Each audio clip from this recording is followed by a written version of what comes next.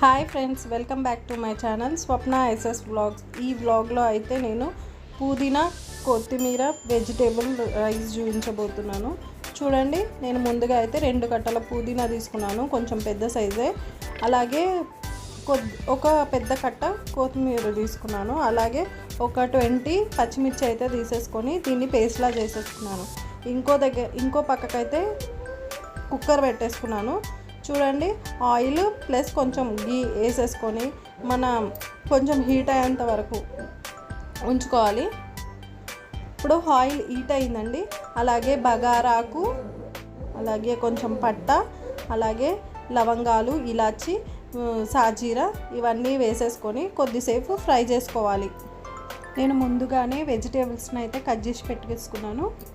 ఒక పెద్ద size carrot, అలాగే ఒక పెద్ద సైజు బంగాళాదుంప, అలాగే ఒక 10-15 అన్ని బీన్స్ ఇవన్నీ కట్ చేసుకున్నాను. ఇది ఎక్కువసేపు ఫ్రై చేసుకోవద్దండి, ఎందుకంటే మనం ఆల్రెడీ కుక్కర్లో వేస్తున్నాం కాబట్టి తొందరగా ఉడికిపోతాయి. ఇది బీన్స్, క్యారెట్ కూడా తొందరగా ఉడికిపోతుంది. ఒక బంగాళదుంప మాత్రమే కొంచెం లేట్గా ఉడుకుతుంది. ఇవి కొద్దిసేపు ఫ్రై చేసుకున్న తర్వాత చూడండి, కొత్తిమీర, పుదీనా, పచ్చిమిర్చి పేస్ట్ చేసుకున్నాను కదా, ఇవి ఆయిల్లో వేసేసుకొని బాగా ఫ్రై చేసుకోవాలి. ఎలా అంటే కొంచెం ఆయిల్ పైకి తేలేంత వరకు కొద్దిగా ఫ్రై చేసుకోవాలి, ఎందుకంటే పుదీనా కొత్తిమీర టేస్ట్ చాలా బాగా వస్తుంది. ఇప్పుడైతే ఒక 10-15 మినిట్స్ ఇలా బాగా ఫ్రై చేసిన తర్వాత చూసారా, ఆయిల్ అయితే తేలిపోయింది. ఇప్పుడు దీంట్లో కొంచెం పసుపు వేసుకోవాలండి, 1/2 టేబుల్ స్పూను, కొంచెం మంచి కలరింగ్ కోసం అనమాట. వేసుకున్న తర్వాత అలాగే మొత్తం రైస్కి తగినంత సాల్ట్ అయితే నేను ఇక్కడే వేస్తున్నాను, మళ్ళీ ఇంకోసారి వేయకుండా. వేసుకున్న తర్వాత చూడండి, కొంచెం ఉప్పు కలిసేటట్టు మంచిగా కలుపుకోండి. మీరు ఎంత ఉప్పు తింటారో చూసుకొని ఉప్పు వేసుకోండి.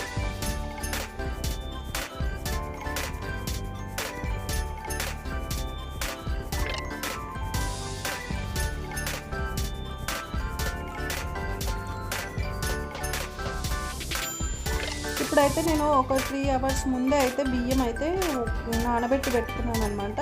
ఈ రైస్ని దాంట్లో వేసేస్తున్నాను. చూడండి, నేను 2 గ్లాసుల బియ్యం తీసుకున్నాను, దానికి 4 గ్లాసుల వాటర్ వేస్తారు అందరూ. నేను 3 గ్లాసెస్ వేస్తున్నాను, ఎందుకంటే ఆల్రెడీ 1/2 అవర్ నుంచి బియ్యం నానాయి కాబట్టి, ఒక 20 మినిట్స్ నానబెట్టుకున్నారు కాబట్టి కొంచెం పాత బియ్యం అయితే కొంచెం చూసి వాటర్ వేసుకోండి. నేనైతే 3 గ్లాసుల వాటర్ అయితే వేసేసుకుంటున్నాను. చాలా పొడిలాడుతూ వస్తుంది అనమాట. మీది ఇంకొంచెం పాత బియ్యం అయితే కొంచెం చూసి వాటర్ వేసుకోండి. నేనైతే 2 గ్లాసుల వాటర్ అయితే వేస్తున్నాను. నేనైతే ఉప్పు వేయట్లేదు, అలాగే జింజర్ గార్లిక్ పేస్ట్ వేయట్లేదు, ఆనియన్ కూడా వేయట్లేదు. ఇది ఫాస్టింగ్ ఉన్న టైంలో చాలా బాగా యూజ్ అవుతుంది. ఇది మీరు కూడా ఒకసారి ట్రై చేయండి. ఇప్పుడు చూడండి, నేను 3 గ్లాసుల వాటర్ అయితే వేసేసుకున్నాను.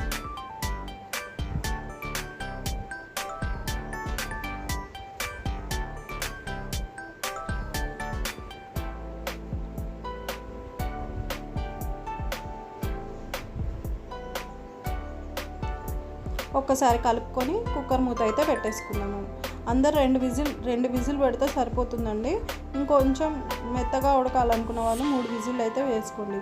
చూడండి, పుదీనా వెజిటేబుల్ రైస్ అయితే రెడీ అయిపోయింది. దీనికి కాంబినేషన్గా అయితే టమాటా పచ్చడి చాలా సూపర్గా ఉంటుంది. మీరు కూడా ఒకసారి ట్రై చేయండి. ఈ వీడియో కనుక నచ్చినట్లయితే like, share, subscribe my channel Swapna SS vlogs అండి.